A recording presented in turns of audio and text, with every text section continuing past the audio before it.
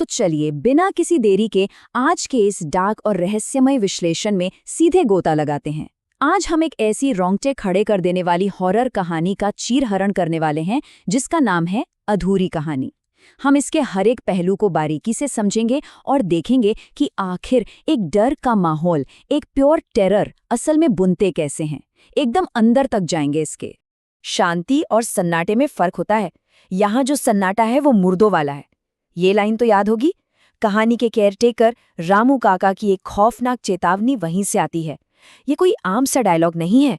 इसे सुनते ही ना देवगिरी रेस्ट हाउस का वो क्रीपी डरावना माहौल तुरंत हमारे सामने आ जाता है और इस पूरे विश्लेषण के लिए एक डार्क टोन सेट हो जाती है। पहला पड़ाव द आइसोलेटेड सेटिंग, यानी एक एकांत जगह जो एक परफेक्ट जाल का काम करती है। कोई भी बढ़िया हॉरर कहानी सबसे पहले इंसान से उसकी सुरक्षा का हर एक सहारा छीन लेती है। अब जरा कबीर की उम्मीदों पर गौर करते हैं। ये जनाब अपनी नई किताब के लिए शांति, प्रेरणा और एक नया प्लॉट ढूंढने निकले थे, पर बदले में इस देवगिरी रेस्ट हाउस की असलियत क्या थी? कमरा नंबर 4, हड्डी गला देने वाली सीलन और सड़ते हुए मांस की वो घिनौनी बदबू। सोचिए, थोड़ी सी भी इंस्पिरेशन के लिए शायद दुनिया की सबसे खराब जगह है ना? ये जमीन आसमान का अंतर साफ दिखाता है कि सुकून की तलाश में निकला एक लेखक असल में किस भयानक हालात में फंस चुका था। दूसरा पड़ाव, द इग्नोर्ड वार्निंग, एक ऐसा बिंदु जहां से वापसी का कोई रास्ता नहीं बचता। साइकोलॉजिकल हॉरर हमेशा एक ऐसे पॉइंट से बनता है जहां किरदार अनजाने में ही अपनी किस्मत का भयानक फैसला खुद कर लेते हैं। यहाँ के नियम बहुत ही साफ थे। रात होने से पहले लौट जाना, दरवाज़ा अंदर से लॉक रखना और चाहे जो हो जाए, कोई भी आवाज़ आए, 12 बजे के बाद दरवाज़ा बिल्कुल नहीं खोलना। अब हॉरर का असली मज़ा यही है। टेंशन इन नियमों के बनने से नहीं आती, बल्कि इस बात के इंतज़ार से पैदा होती है कि आखिर टूटेंगे कैसे। और हम सब जानते हैं कि ये नियम बहुत बुरी तरह से टूटने वाले हैं। तीसरा पड़ाव, द कर्स्ड डायरी, एक ऐसी श्रापित चीज़ की खोज जिसे वहीं रहना चाहिए था। धूल भरे दराज में मिली एक अजीब सी डायरी जिस पर कोई नाम नहीं था, बस कवर पर नाखूनों से खरोचे जाने के गहरे निशान थे। ये कोई आम पुरानी किताब नहीं है। लाल स्याही और खरोचों वाली ये डायरी असल में एक बुरी शक्ति का माध्यम है। एक ऐसी शक्ति जो इंसान की उत्सुकता, उसकी क्यूरियोसिटी को ही अपना निवाला बनाती है। ये एक ऐसा जाल था जो बस किसी ऐसे इंसान का इंतजार कर रहा था जिसे एक कहानी की तलाश हो। विडंबना देखिए, लेखक को कहानी चाहिए थी और कहानी को एक लेखक। चौथा हिस्सा, रियलिटी और फिक्शन का मिलना, द विचिंग आवर, यानी वो खौफनाक पहर जहां सच और झूठ मिल जाते हैं। ये वो भयानक वक्त है जब डायरी के पन्नों पर लिखे शब्द एक फिजिकल रियलिटी में बदलने लगते हैं, जिससे बचना नामुमकिन है। टाइमलाइन को देखते हैं। ठीक 11:59 पर पीली बत्ती फड़फड़ाकर बुझ जाती है। 12 बजते ही आग अचानक बुझ जाती है और कमरे में धुआं भर जाता है। उसके बाद आधी रात को नंगे पैरों के चलने की खौफनाक आवाज और फिर दरवाजे पर 3 दस्तक। यहाँ टेंशन बिल्कुल उसी स्पीड से बढ़ती है जिस स्पीड से डायरी के पन्नों में घटनाएं लिखी गई थीं। हर गुजरता सेकंड मौत के और करीब ले जा रहा था। तो आखिर ये लाल डायरी काम कैसे करती है? इसके 3 बेहद खौफनाक स्टेप्स हैं। पहला, अधूरी कहानी को पढ़ना। दूसरा, उन भयानक घटनाओं का सच में तब्दील हो जाना। और तीसरा, जो सबसे खतरनाक है, डायरी की भूख मिटाने के लिए अपनी ही मौत को अपने ही हाथों से लिखना। ये श्राप एक झटके में नहीं मारता।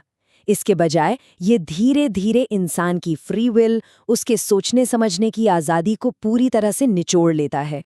जरा इस लाइन पे गौर कीजिए। दरवाज़ा बंद है, मैं बाहर नहीं जा सकता। अचानक मुझे महसूस होता है कि मेरे पीछे कोई है जो मेरे कानों के पास सांस ले रहा है। इस स्पेसिफिक लाइन को पढ़ते ही कबीर ठीक उसी खौफ को फिजिकली महसूस करने पर मजबूर हो जाता है। एक बर्फ जैसी ठंडी, सड़ांध मारती हुई शक्ति ठीक उसके पीछे आ खड़ी होती है। ये साफ दिखाता है कि लिखे हुए शब्द कैसे सीधा एक जिंदा, भयानक अनुभव बन जाते हैं। और इस सुपरनैचुरल टेरर के पीछे का असली मकसद क्या था? एक लाइन आती है, जो इस डायरी को पढ़ता है वो इसका हिस्सा बन जाता है। ये डायरी नहीं, मेरी भूख है। ये उस सड़ी हुई आत्मा की क्लियर मोटिवेशन बताती है।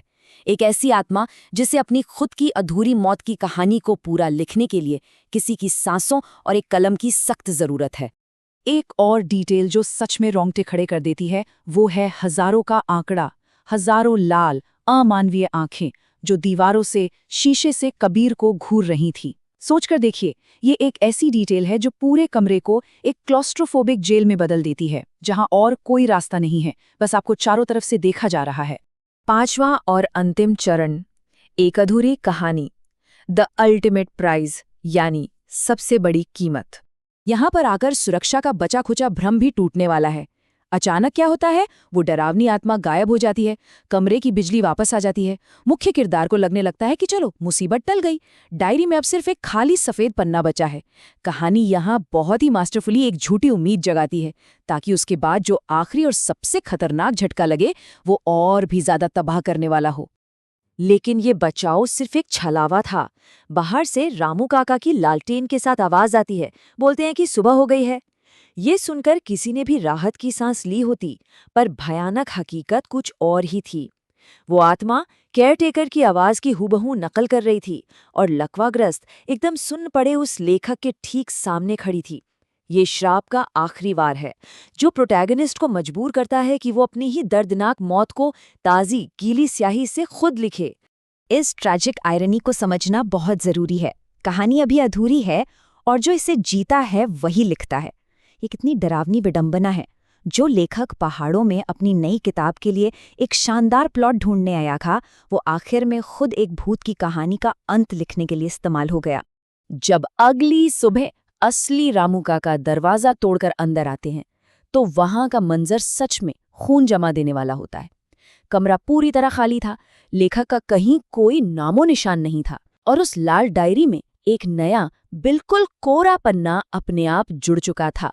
तो इस खौफनाक चक्र के अंत में हमारे सामने एक बहुत ही गहरा सवाल बचता है। लाल डायरी में अब एक नया खाली पन्ना आ चुका है, तो अब ये अगली बार किसकी अनमांगी अनकही कहानी को निगलने वाला है?